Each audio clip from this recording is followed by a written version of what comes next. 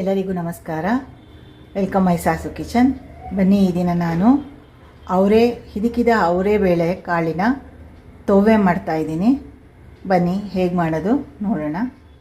ಬನ್ನಿ, ಈಗ ತೋವೆಗೆ ರುಬ್ಕೊಳ್ಳೋಕ್ಕೆ ಬೇಕಾದಂಥ ಪದಾರ್ಥಗಳು ಏನೇನು ನೋಡೋಣ. ನೋಡಿ, ಒಂದು 4 ಕಾಳು ಮೆಣಸು, ಒಂದು ಅರ್ಧ ಸ್ಪೂನು ಜೀರಿಗೆ, ಒಂದು ಸ್ವಲ್ಪ ಕೊತ್ತಂಬರಿ ಸೊಪ್ಪು, ಸ್ವಲ್ಪ ಹಸಿಮೆಣಸಿನ್ಕಾಯಿ ಮತ್ತು ಶುಂಠಿ, ಹಾಗೆ ಸ್ವಲ್ಪ ಹುರ್ಗಡ್ಲೆ ಗಟ್ಟಿ ಬರೋದಕ್ಕೆ, ಹಾಗಾಗಿ ಸ್ವಲ್ಪ ತಗೊಂಡಿದ್ದೀನಿ. ಲಾಸ್ಟಲ್ಲಿ ಸ್ವಲ್ಪ ಕಾಯಿ. ಇದಿಷ್ಟನ್ನು ಹಾಕ್ಕೊಂಡು ಚೆನ್ನಾಗಿ ಇವಾಗ ನಾವು ನುಣ್ಣಗೆ ರುಬ್ಕೊಂಡು ಬರೋಣ. ನಾನು ಇದಕ್ಕೆ ಬೇಳೆಯನ್ನು ಕಾಳು ಮುಳುಗೋಷ್ಟು ನೀರಿಟ್ಟು ಬೇಯೋಕ್ಕೆ ಇಟ್ಟಿದ್ದೆ. ನೋಡಿ, ಬೇಯ್ತಾ ಇದೆ ಇದು ಕಾಳು. ಇನ್ನೂ ಒಂದು ಸ್ವಲ್ಪ ಬೇಯಬೇಕು. ನೋಡಿ, ಈಗ ಪದಾರ್ಥಗಳನ್ನೆಲ್ಲ ಚೆನ್ನಾಗಿ ರುಬ್ಕೊಂಡು ಬಂದಿದ್ದೀನಿ. ನೋಡಿ, ನುಣ್ಣಗೆ ಪೇಸ್ಟ್ ಮಾಡ್ಕೊಂಡು ಬಂದಿದ್ದೀನಿ. ಬನ್ನಿ, ಈಗ ಕಾಳು ಬೆಂದಿದೆಯಾ ನೋಡೋಣ. ಬನ್ನಿ, ಕಾಳು ಬೆಂದಿದೆಯಾ ಅಂತ. ನೋಡಿ, ಬೆಂದಿದೆ ಕಾಳು.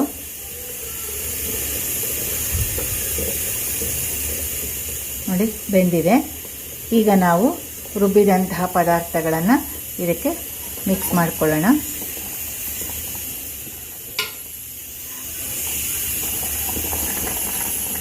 ಚೆನ್ನಾಗಿ ಬೆಂದಿದೆ ಕಾಳು. ಬನ್ನಿ, ರುಬ್ಬಿದಂಥ ಪದಾರ್ಥ ಮಿಕ್ಸ್ ಮಾಡೋಣ.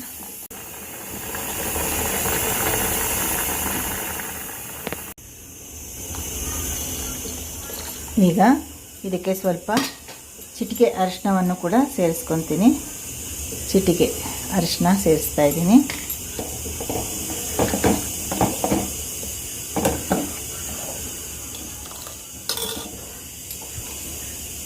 ಮತ್ತು ರುಚಿಗೆ ತಕ್ಕಷ್ಟು ಉಪ್ಪನ್ನು ಕೂಡ ಹಾಕ್ತಾ ಇದ್ದೀನಿ.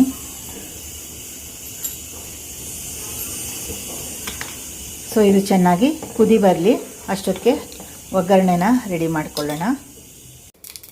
ಸಾಸಿವೆ ಚಿಟುಗುಡ್ತಿದೆ. ಈಗ ಸ್ವಲ್ಪ ಹಿಂಗನ್ನು ಸೇರಿಸ್ಕೊಂಬೋಣ ಇದಕ್ಕೆ.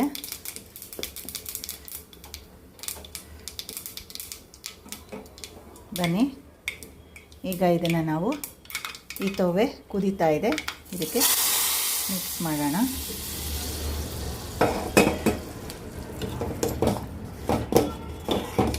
ನೋಡಿ, ರುಚಿಯಾದ ಇದಕ್ಕೂ ಅವರೇ ಬೇಳಿನ ತೋವೆ ಈಗ ರೆಡಿಯಾಗಿದೆ. ನೀವು ಇದ್ರ ಜೊತೆಗೆ ಬೇಕಾದರೆ ಸಿಹಿ ಕುಂಬಳಕಾಯನ್ನು ಕೂಡ ಸೇರಿಸ್ಕೋಬೋದು. ನಾನು ಇನ್ನೊಂದು ದಿವಸ ಸಿಹಿ ಕುಂಬಳಕಾಯಿ ಹಾಕಿಬಿಟ್ಟು ಮಾಡಿ ನಿಮಗೆ ತೋರಿಸ್ಕೊಡ್ತೀನಿ. ಇದೇ ಎಲ್ಲ ಪದಾರ್ಥಗಳನ್ನು ಹಾಕೋದು, ಜೊತೆಗೆ ಸಿಹಿ ಕುಂಬಳಕಾಯಿ ಹಾಕ್ತೀವಿ. ತುಂಬ ಚೆನ್ನಾಗಿರುತ್ತೆ. ನಾನು ಬರೀ ಇಬ್ಬರಿಗಾಗಿ ಇದನ್ನು ಕ್ವಾಂಟಿಟಿಲಿ ಮಾಡಿದ್ದೀನಿ. ಬೇಕಾದರೆ ಇನ್ನೂ ಜಾಸ್ತಿ ಮಾಡ್ಕೋಬೋದು. ಒದಗಬೇಕು ಅಂದರೆ ನೀವು ಸ್ವಲ್ಪ ಹುರ್ಗಡ್ಲೆನ ಜಾಸ್ತಿ ಹಾಕ್ಕೋಬೇಕಾಗತ್ತೆ. ಕಾಳನ್ನು ಕೂಡ ಜಾಸ್ತಿ ತೊಗೋಬೇಕಾಗತ್ತೆ, ಅಷ್ಟೇ. ಈ ವಿಡಿಯೋ ನಿಮಗೆ ಇಷ್ಟ ಆದರೆ ಲೈಕ್ ಮಾಡಿ, ಸಬ್ಸ್ಕ್ರೈಬ್ ಮಾಡಿ, ಶೇರ್ ಮಾಡಿ, ಹೀಗೆ ಪ್ರೋತ್ಸಾಹ ನೀಡಿ. Thank you.